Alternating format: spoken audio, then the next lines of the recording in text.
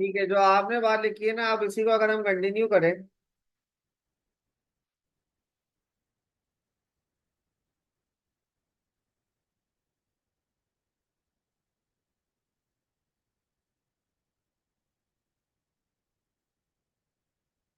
One limitation क्या लिखा हुआ है?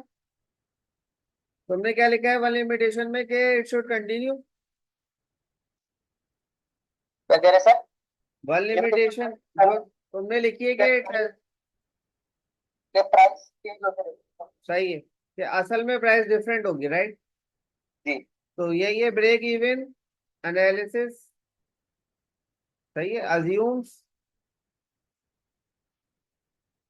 That all units will be sold at the same price.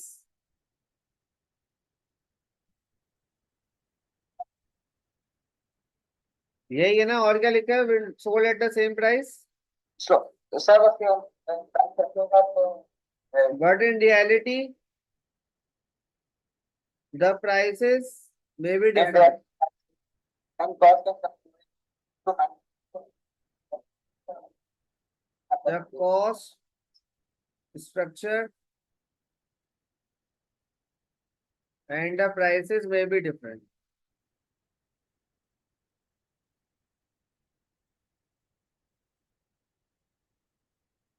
ठीक है। अब इसके हिसाब से, फ्रैंक के हिसाब से क्या बनता है? इसके स्टडी के हिसाब से क्या बनेगा कि यहाँ पे दो से कंपटीशन हो रहा है। ये आपको सिर्फ एक नंबर देगा यहाँ पे, अगर आप ये बात लिखोगे। सही। इन दिस केस स्टडी आप बोलोगे कि फ्रैंक, अब नेक्स्ट लाइन लिखोगे कि Frank faces competition from a local shop and national supermarket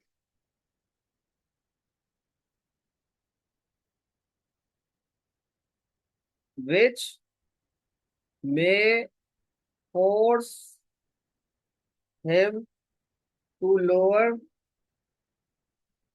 prices or lead to fluctuating sales। ठीक है। सही है। चलिए। फर्दर अगर और ऐड करना चाहते हो, further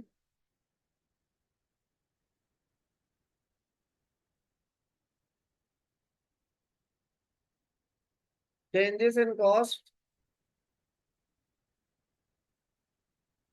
like higher transportation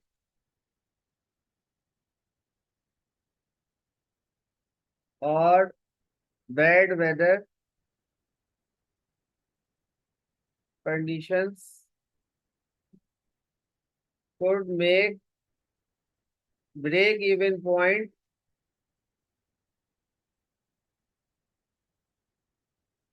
inaccurate for Frank। भाई, हल तो तब आएगा जब वेदर कंडीशन अच्छी होगी for Frank, limiting the usefulness for decision making.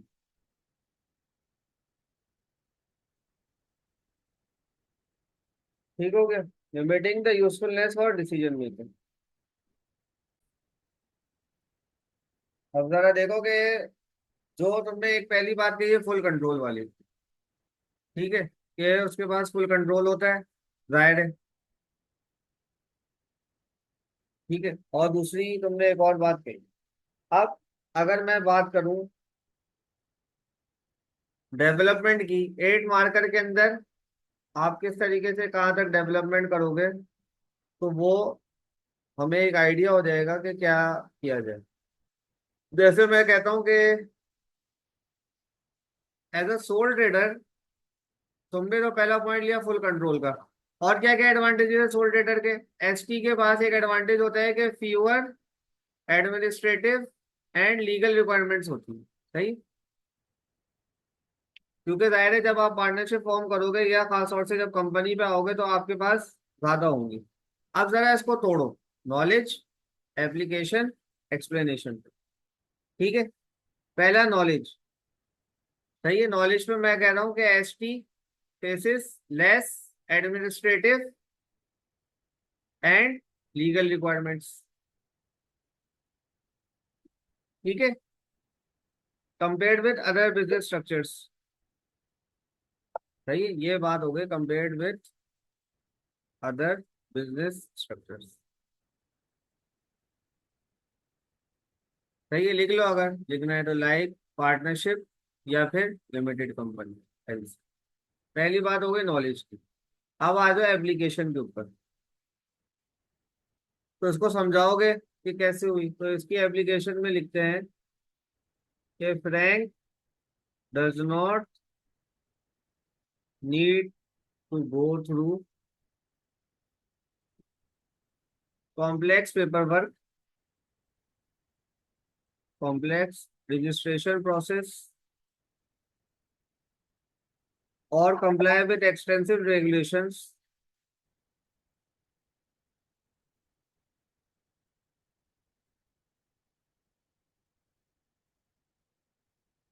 allowing him। बस मैं मेंबर है। मैं लिखा है कि less administrative and legal requirements compare to other businesses like partnership और लिमिटेड कंपनी। और फिर इसकी एप्लीकेशन में लिख रहा हूँ कि Frank does not need to go through complex registration process और extensive regulations, allowing him to focus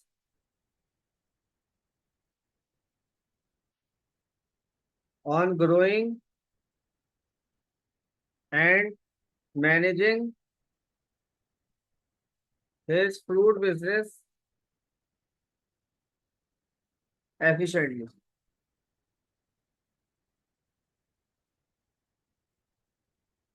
ठीक है, अब इसकी एक्सप्लेनेशन, एक्सप्लेनेशन क्या होगी? This reduces cost and paper work,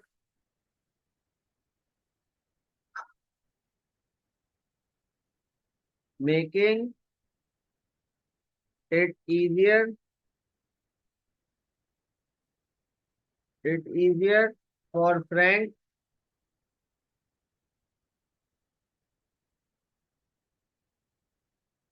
to adapt his business strategies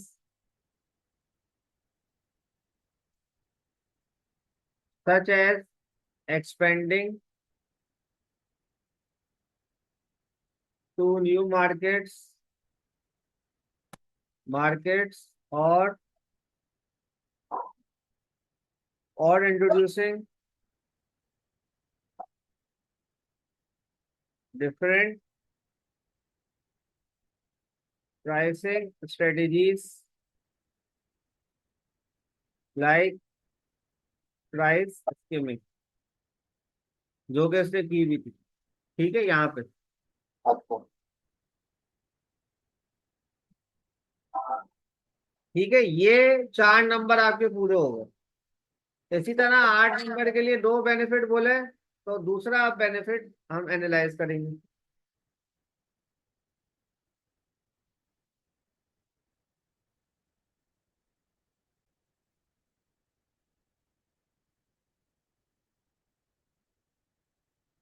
अब अगर इसका मैं दूसरा बेनिफिट पे आता हूँ, सही, ये हेडिंग की जरूरत नहीं है। दूसरा बेनिफिट क्या करोगे? Secondly, S T has the flexibility to quickly adapt to market conditions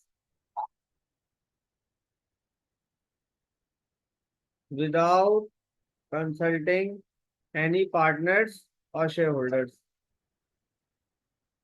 ठीक है, ये बात आपने भी कहीं ना कहीं लिखी है, लेकिन इसकी एप्लीकेशन और एक्सप्लेनेशन मिसिंग थी। एप्लीकेशन में क्या करोगे कि Frank can easily adjust his selling price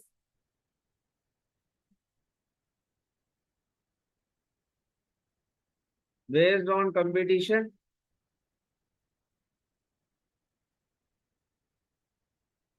और seasonal changes in fruit availability.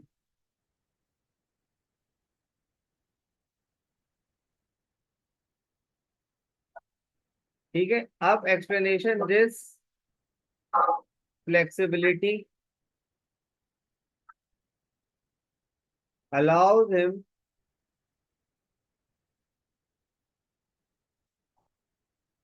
to maximize profit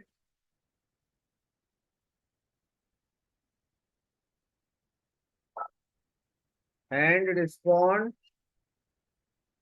effectively to customer demand,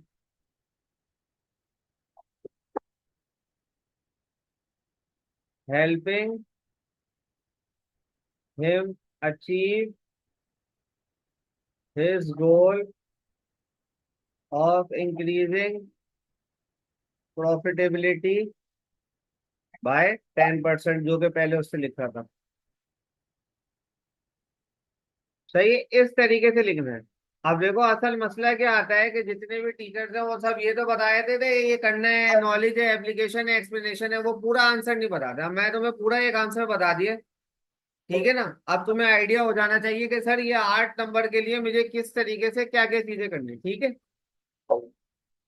अब पूरे नंबर आने चाहिए इंशाल्लाह तुम्हारे। लिखो, ये देखो ये कनेक्ट भी कर दिया ये वाली बात 10% वाली भी, और ये इंट्रोड्यूसिंग प्राइस स्कीमिंग वाली बात भी आ गई।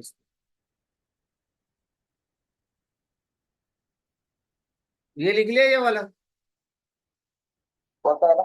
ये जो था प्राइस स्कीमिंग वाला पार्ट ये लिख लिया था पहला। दूसरा लिख लो।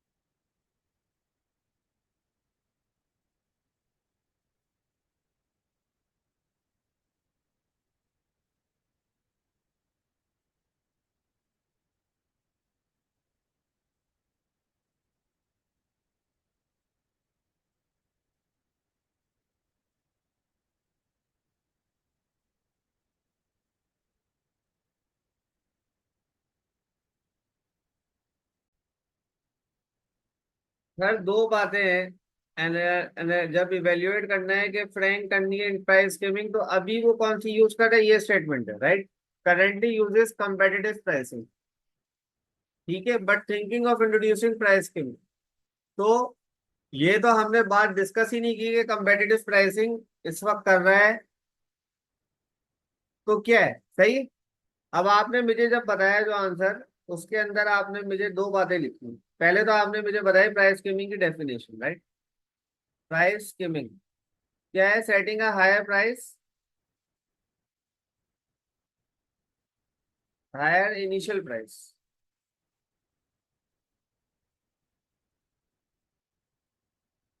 And then lowering it over time. Right. दो बातें हो सकती हैं। पहले तो इफ फ्रैंक, अगर तो लगा रहा है,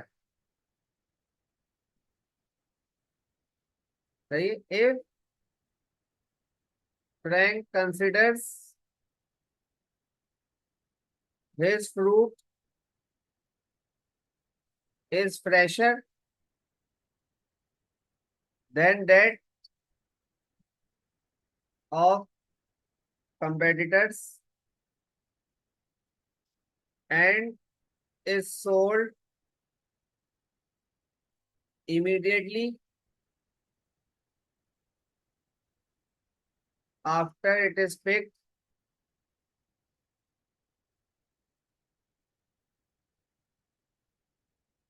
then he might justify a higher initial price,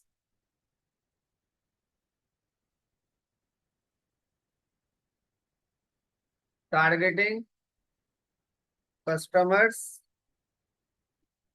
who value freshness। ये बात जो है स्टडी के साथ मैंने कनेक्ट कर। अब बात जो है ए और थ्री के आंसर के लिए 12 मार्कर में आपको डेटा चाहिए। डेटा आप दो या तीन तरीकों से कर सकते हैं। पहले करंट जो कर रहा है उसके ऊपर आ जाओ, उसको जरा कंपेयर करो प्राइस स्कीमिंग के साथ। सही। तो आप बोलोगे करेंटली क्या करता है।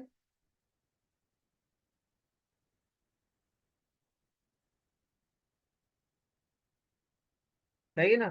तो करेंटली क्या है, competitive pricing. So Frank is using competitive pricing. सही है, वेयर ही सेट्स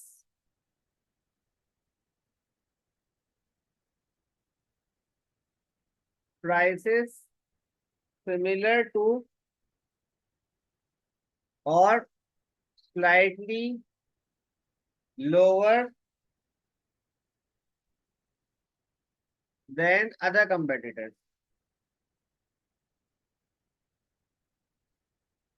ये बात क्लियर है कि भाई या तो वो है, ये होती है, ये क्या हो गया, नॉलेज हो गई कंपेटिटिव प्राइसिंग। सही है। इससे क्या फायदा होता है, ये application, it helps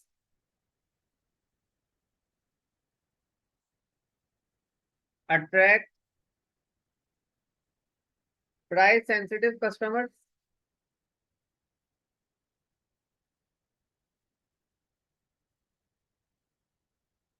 and ensures stable demand. सही। हाउएवर, इसका डिसएडवांटेज प्राइस कंपेटिटिव प्राइसिंग का, it may limit profits, it may limit profit margin, making it harder for Frank to achieve its profit target, its profit growth target. ये है connection जो कि missing है, क्या आपने पुराना जो था उसके ऊपर क्यों नहीं करना चाहिए, यानी करंटली ये यूज कर रहे हैं तो ये क्यों नहीं करें। सही।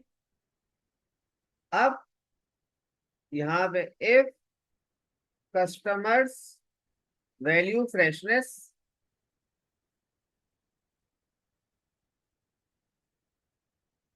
दे मे बी विलिंग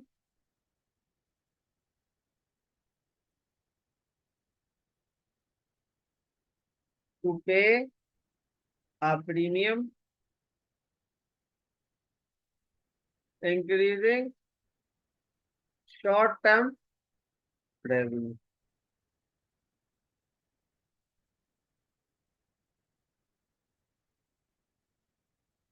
ठीक है।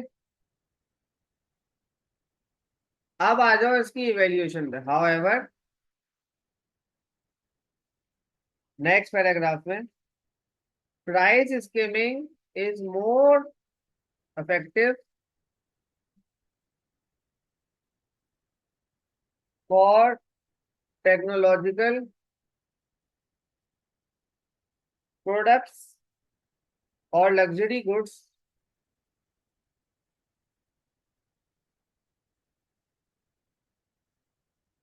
with strong brand differentiation। भाई उसके ऊपर है, जैसे एप्पल है, कोई ब्रांड का नाम हो तो उसके ऊपर देंगे ना प्राइसेस। अब एप्पल और सैमसंग में लोग, उसकी ब्रांड इतनी वैल्यू है कि वो हायर प्राइस भी सेट करती है, लोग उसको लेते हैं, भले फीचर्स हो या ना हो, तो प्राइस के में उसकी काम करती है। सही है। In Frank's case,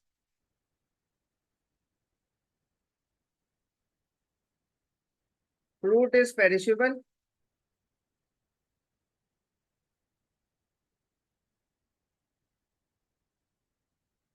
and highly substitutable product.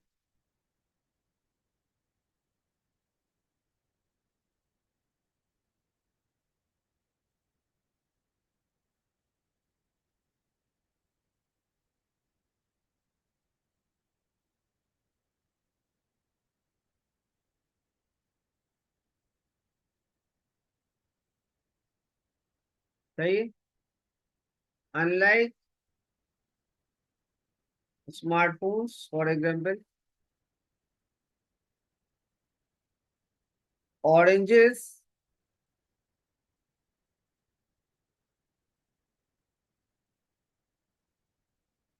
oranges do not offer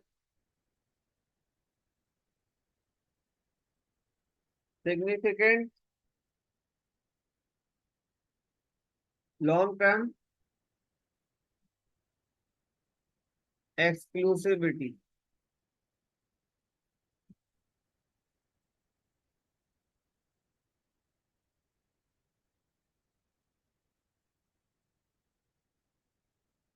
If rank charges a higher initial price,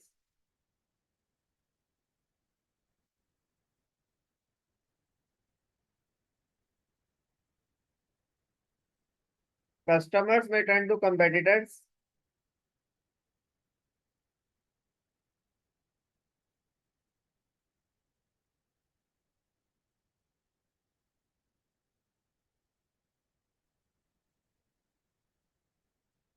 offering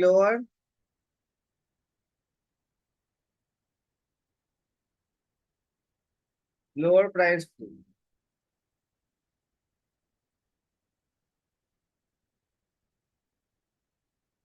especially if they do not perceive a significant quality difference।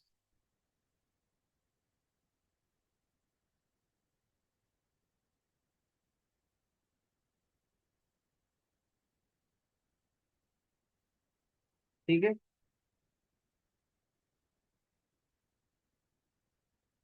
अब on the other hand, next paragraph, price elasticity of demand, PED, plays a crucial role। ये part है, सही है ना, इसका business का भी।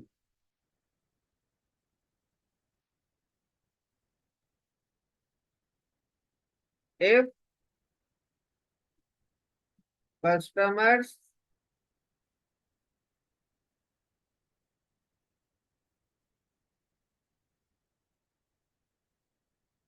if customers strongly prefer fresh produce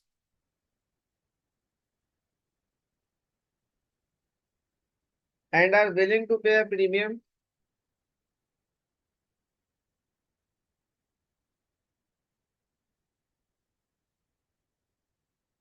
price skimming could generate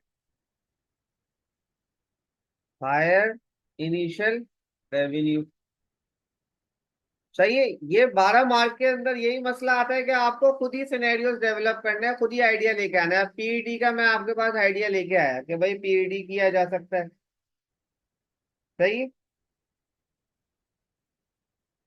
this would allow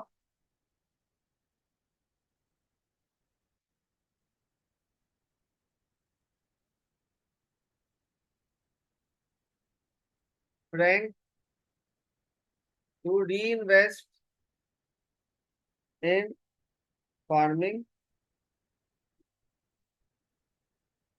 techniques और marketing efforts,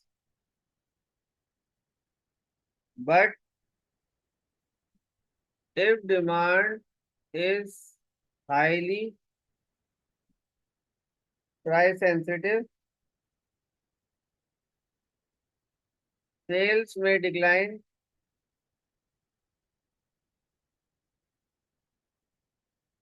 negating the benefits of this strategy।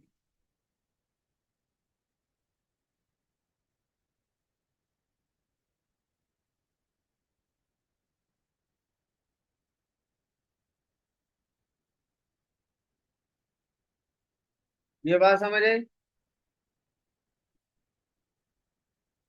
Next, price skimming. जाहिर है शॉर्ट टर्म इनिशियल प्रॉफिट है ना, तो could boost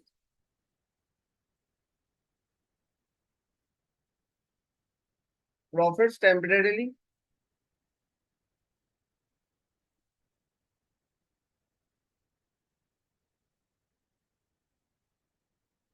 but it leads to alienating customers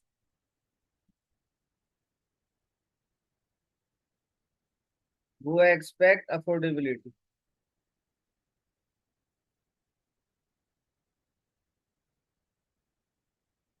Right? A high price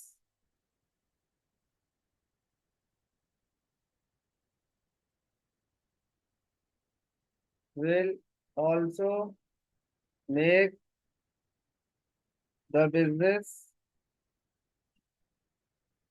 vulnerable to price wars with competitors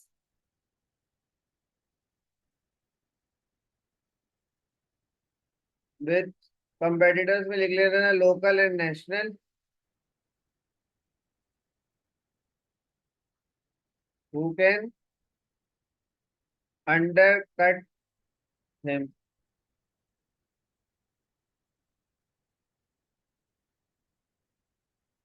सही। अगर if price skimming is not sustainable,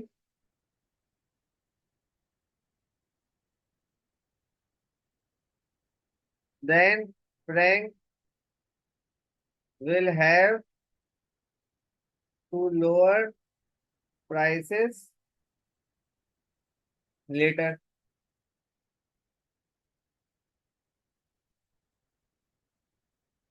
However,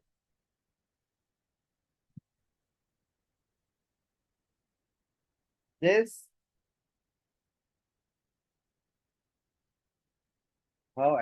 this risk damaging his reputation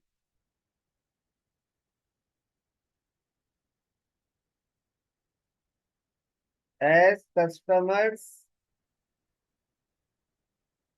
may perceive initial high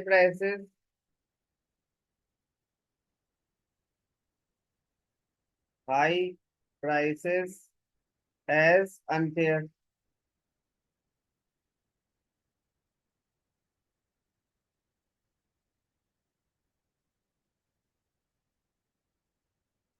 Once customers are accustomed to lower prices, then it will be difficult to increase prices later.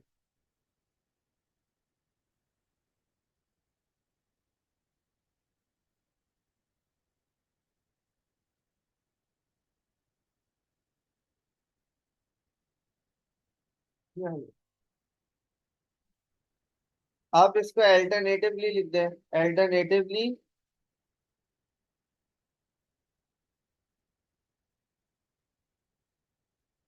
Frank could consider premium price. अब ये बात आपको खुद ही देखनी पड़ेगी वहां पे। Alternative अगर आपके पास शॉर्ट हो रहा है आंसर तो आप ये भी लिख सकते हैं। अल्टरनेटिव दो ताकि आपको और अच्छा वो एग्जामिनर के पास पॉइंट हो। प्राइसिंग इंस्टेड ऑफ, सजेशन दे रहा हूँ, प्राइस स्कीमिंग। आजकल जो चल रहा है ऑर्गेनिक, ऑर्गेनिक लोग चिल्ला रहे हैं bye focusing on quality, organic certification, और इसमें यूनिक सेलिंग पॉइंट का भी जिक्र था।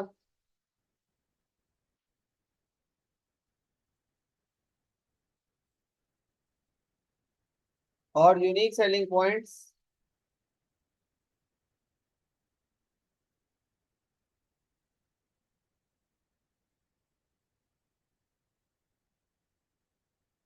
लाइक क्या लिखेगा, hand pick and delivered fresh.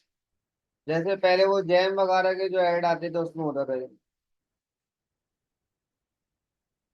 ठीक है, जस्टिफाई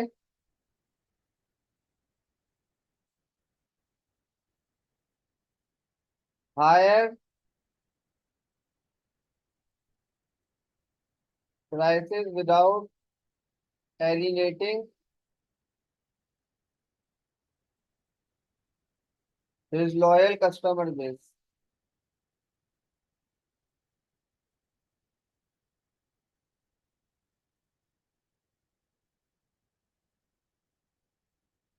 सही। अब कंक्लूजन में last paragraph, price skimming may not, जो मेरा बन रहा है तुम्हारा शायद अलग हो, best fit for Frank's business unless he can differentiate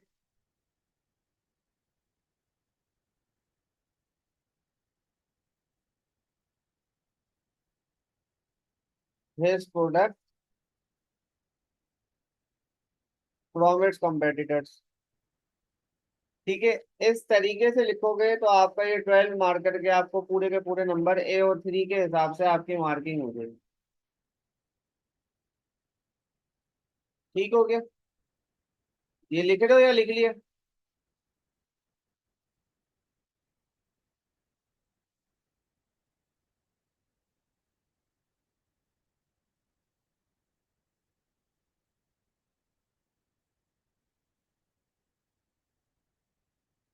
पहले ये सब जगह यही है, जो बात कही ये इसमें अगर ऐसा हो तो ये हो जाएगा, ये ऐसा हो तो ये होगा, ये ऐसा हो तो ये होगा, फिर ये है, और फिर ये। कम से कम इतना डिटेल्ड आंसर बनाओगे तो 12 मार्क के तुम्हें पूरे नंबर मिलेंगे।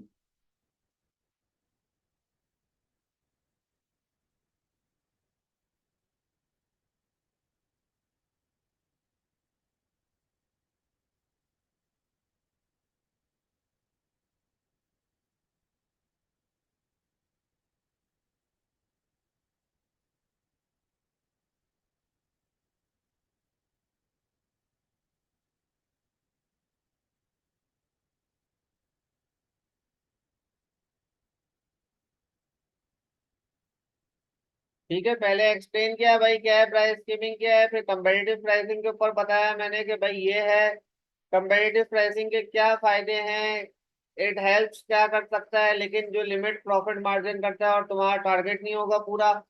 सही है, अगर वो फ्रेशनेस वैल्यू करते हैं तो वो पैसे दे भी देंगे, लेकिन पीएस इज इफेक्टिव किसके लिए? टेक्नोलॉजिकल प्रोजेक्ट जिसकी स्ट्रॉन्ग डिफरेंशिएशन और फ्रैंक का जो फ्रूट है पेरिशेबल और हाईली सब्स्टिट्यूटेबल है।